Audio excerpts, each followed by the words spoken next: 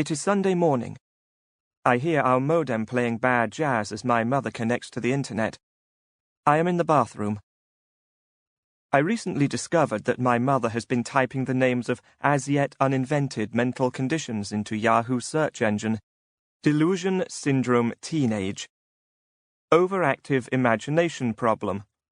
Holistic behavioral stabilizers. When you type delusion syndrome teenage into Yahoo, the first page it offers you is to do with Cotard syndrome. Cotard syndrome is a branch of autism where people believe they are dead. The website features some choice quotes from victims of the disease. For a while, I was slipping these phrases into lulls in conversation at dinner time, or when my mother asked about my day at school. My body has been replaced by a shell. My internal organs are made of stone. I have been dead for years. I have stopped saying these things. The more I pretended to be a corpse, the less open she became about issues of mental health. I used to write questionnaires for my parents. I wanted to get to know them better. I asked things like, what hereditary illnesses am I likely to inherit? What money and land am I likely to inherit? Multiple choice. If your child was adopted, at what age would you choose to tell him about his real mother? A. 4 to 8, B. 9 to 14, C. 15 to 18. I am nearly 15.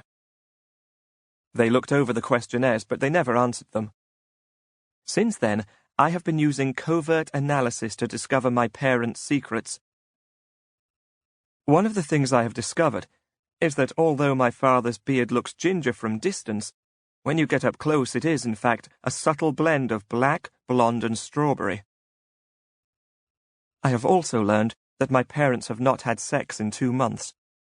I monitor their intimacy via the dimmer switch in their bedroom. I know when they have been at it, because the next morning the dial will still be set to halfway. I also discovered that my father suffers from bouts of depression. I found an empty bottle of tricyclic antidepressants that were in the wicker bin under his bedside table. I still have the bottle among my old transformers. Depression comes in bouts, like boxing. Dad is in the blue corner. It takes all of my intuition to find out when a bout of my father's depression has started. Here are 2 signals. 1, I can hear him emptying the dishwasher from my attic room. 2, he presses so hard when he handwrites that it is possible, in a certain light, to see 2 or 3 days' worth of notes indented in the surface of our plastic Easy Clean tablecloth. Gone to yoga. Lamb in fridge. L. Gone to Sainsbury's. L. Please record Channel 4, 9 p.m. Lloyd. My father does not watch TV, he just records things. There are ways of detecting that a bout of depression has finished.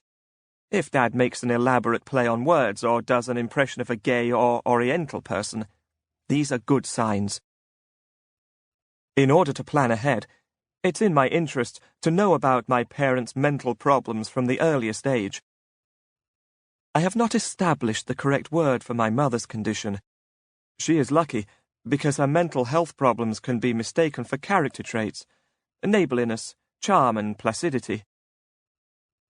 I've learnt more about human nature from watching ITV's weekday morning chat shows than she has in her whole life. I tell her, you are unwilling to address the vacuum in your interpersonal experiences, but she does not listen. There is some evidence that my mother's job is to blame for her state of mental health. She works for the council's Legal and Democratic Services Department. She has many colleagues. One of the rules in her office is that, if it is your birthday, you are held responsible for bringing your own cake to work. All of which brings me back to the medicine cabinet.